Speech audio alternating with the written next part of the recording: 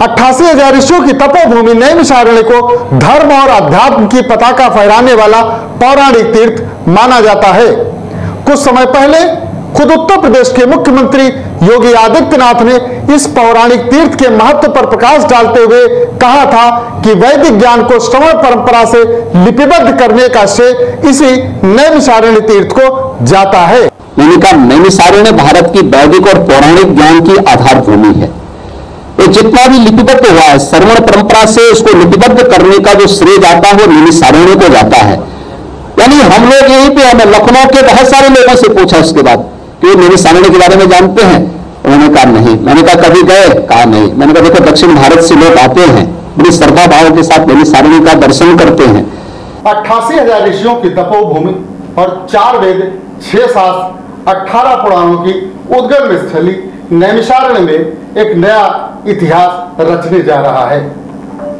श्री रामचरितमानस की विश्व की सबसे बड़ी हस्तलिखित प्रति यहां पर तैयार की जा रही है, जिसे मां वैष्णो सेवा समिति के द्वारा यह कार्य शुरू किया जाएगा, जिसमें आजाद हिंद संगठन और श्री बिहारी जी बड़ा मंदिर खैराबाद के तत्वाधान में यह पूरा कार्यक्रम आयोजित किया जा रहा है। आज हमारे साथ स्टूडियो में मौजूद है इस कार्यक्रम की नींव रखने वाले धीरेन्द्र शुक्ला मोनू जी।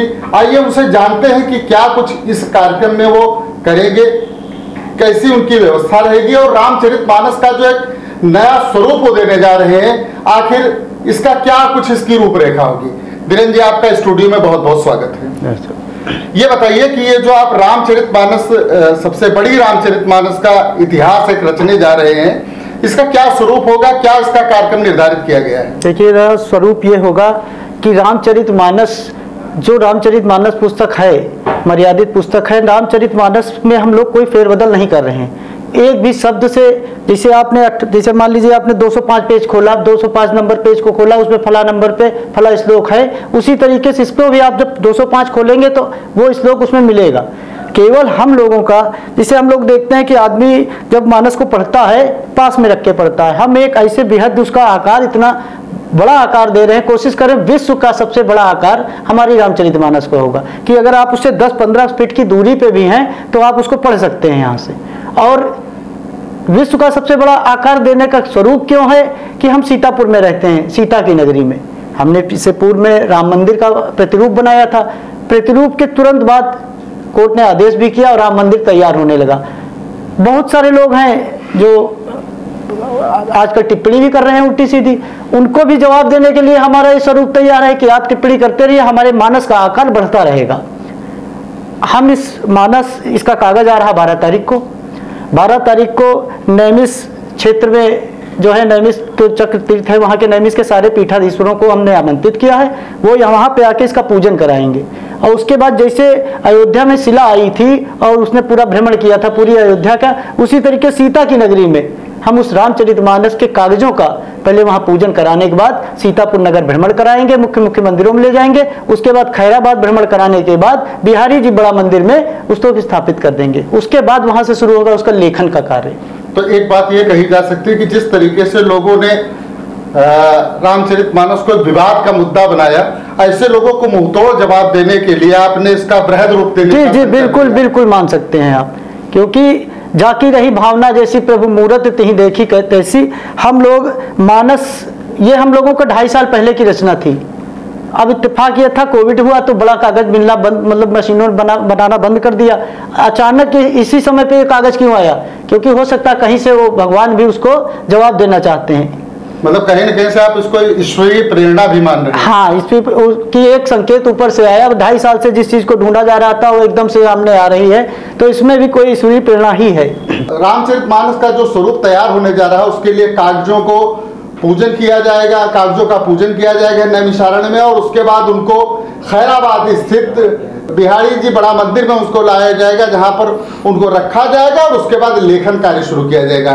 तो हम बिहारी जी बड़ा मंदिर के जो महंत हैं श्री कृष्णाचार्य जी, वो इस वक्त हमारे साथ मौजूद हैं। आइए उनसे जानते हैं कि इस पूरे कार्यक्रम के लिए उन्होंने क्या व्यवस्थाएं सुनिश्चित की हैं, किस तरीके से इतना बड़ा कार्य जो उनके यहाँ पे होगा तो उसके लिए वो कितना तैयार है, किस तरीके से उन्होंने इस पूरे कार्यक्रम को निर्धारित किया है।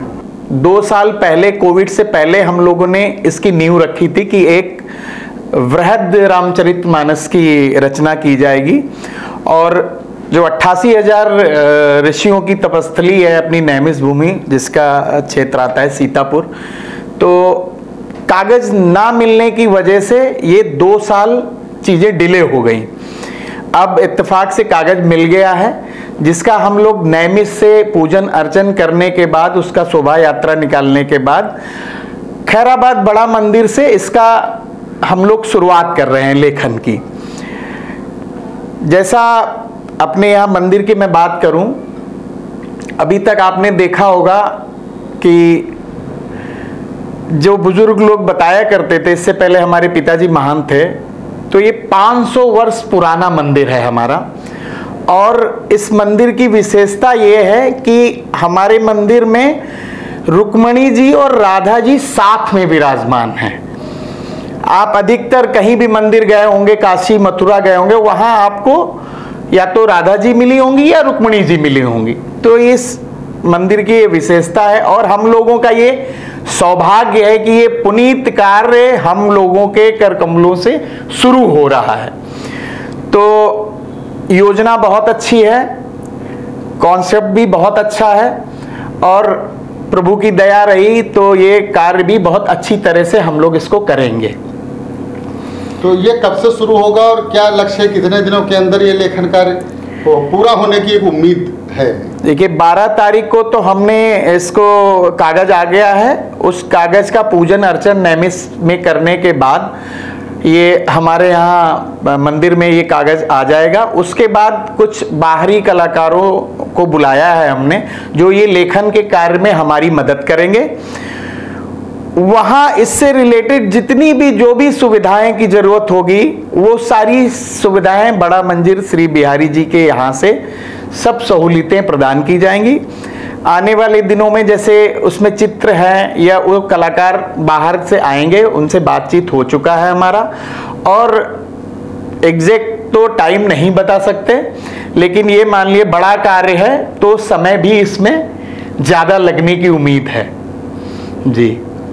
तो इसमें ये इसका जो स्वरूप तैयार किया जा रहा है, जैसा कि जी, उसमें किस तरीके से, क्या कलाकार पेंटिंग भी उसमें करेंगे जो? जी बिल्कुल, जैसे ही आपको रामचरितमानस आपको दिखती है सेम वैसे ही जो है हाथ द्वारा सारे चित्र बनाए जाएंगे। जैसे स्वरूप है ठीक उसी स्वरूप को थोड़ा वृहद किया जा रहा है, बाकी उसमें कोई चेंजेस नहीं है। श्री रामचरितमानस लेखन कार्य शुरू होने से पहले जब इनके कागजों को नैमिष से सीतापुर के लिए लाया जाएगा, स्वागत की तैयारियों की जिम्मेदारी रहेगी आजाद हिंद भगत संगठन के।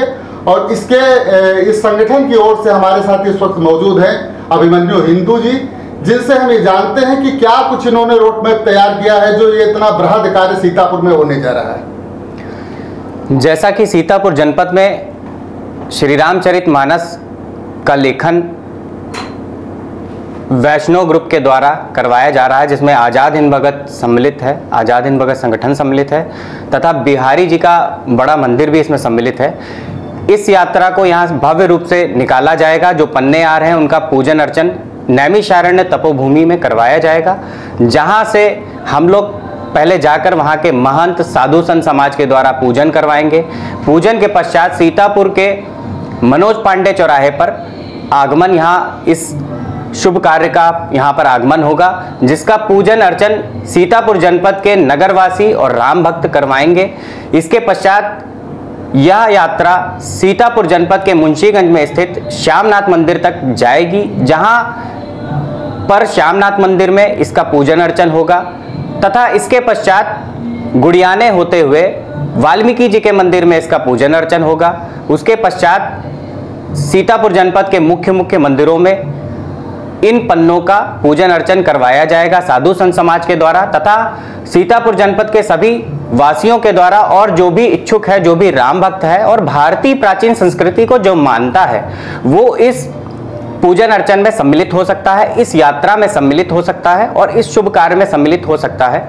क्योंकि वर्तमान समय में कहीं ना कहीं भारतीय संस्कृति रामायण पर, रामचरितमानस पर जो प्रश्न चिन्ह उठा रहे हैं वो भारतीय संस्कृति पर प्रश्न चिन्ह उठा रहे हैं, क्योंकि ये कहीं ना कहीं हमारे इतिहास हैं जो हमारे ऋषि मुनियों ने, संत समाज ने लिखे थे। कुछ ने विषम परिस्थितियों में मुगल काल में लिखे, कुछ ने रामचंद्र जी के काल में लिखे।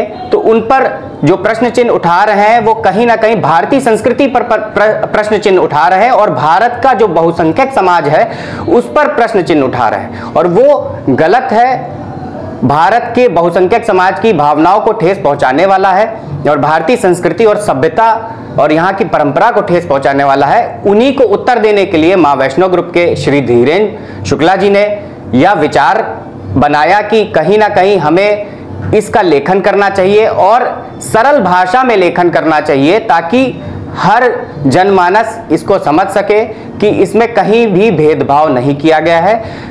हर वर्ग को, हर समाज को जोड़ करके और भारतीय संस्कृति को जोड़ करके कार्य किया गया है। मानवता को आगे ले जाने का कार्य किया गया है, मानवता को ध्यान में रखते हुए। तो यह यात्रा सीतापुर जनपद से होने के पश्चात, नैमिष आने के बाद सीतापुर जनपद के मुख्य मार्गों में, मुख्य मंदिरों में जाएगी। उसके पश्चात यहाँ से सीतापुर के खैराबाद में प्रस्थान करेगी। खैराबाद में संगठन, आजाद हिंद भगत संगठन के और पुनीत जी, श्री पुनीत जी के द्वारा भी वहां पर स्वागत और पूजन अर्चन का कार्य कराया जाएगा। श्री रामचरितमानस का यह लेखन कार्य सीतापुर से सटे खैराबाद कस्बे में स्थित बिहारी जी बड़ा मंदिर में किया जाएगा। तो ये जब यात्रा खैराबाद पहुंचेगी, वहां पर इसका लेखन कार्य की शुरुआत होगी। तो वहाँ पर क्या कुछ व्यवस्थाएं रहेंगी, इसके लिए हमारे साथ मौजूद है पुनीत जी। आइए उनसे जानते हैं कि खैराबाद में क्या कुछ इसके लिए व्यवस्थाएं सुनिश्चित की गई। जी, जय सिया राम। बहुत बहुत आपका धन्यवाद। सर्वप्रथम जब नैमिष से हो करके और मिश्रिक हो करके, रामकोट हो करके सीतापुर आएगी, सीतापुर से जब हमारे खैराबाद के लिए प्रस्थान करेगी, तो सबसे पहले ITI पर श्री पंचमुखी बजरंगबली का मंदिर है, वहाँ पर पूजन करा के फिर सीधे हमें खैराबाद की ओर लाना है। फिर वहाँ DJ कॉलेज से BCM की तरफ श्री बजरंगबली महाराज का मंदिर है, वहाँ पूजन कराना है। उसके बाद वहाँ पर हमारा बहुत ही पौराणिक स्थल है, गौरी माता मंदिर है हमारा। वहाँ पर वहाँ की जो कमेटी है और भक्तगणों के द्वारा, साधु संतों के द्वारा वहाँ पूजन अर्चन करा के नई बाजार हो करके हमको फिर ये सीधे हमको श्री बिहारी जी बड़ा मंदिर, पाठकताल हो करके श्री बिहारी जी बड़ा मंदिर हमको लेकर के वहाँ आना है। वहीं पर पूजन अर्चन करा करके वहीं पर इस यात्रा का समापन होना है और आगे समापन करने के बाद फिर लेखन का कार्य वहीं पर किया जाएगा। नैमिषारण्य को सतयुग का तीर्थ कहा जाता है। यहाँ पर मनु और शत्रुपा ने तपस्या की थी। इसके बाद में महर्षि वेद व्यास ने यहीं पर 4 वेद, 6 शास्त्र और 18 पुराणों की रचना की थी। यहीं पर सत्यनारायण की कथा सबसे पहले सुनाई गई थी।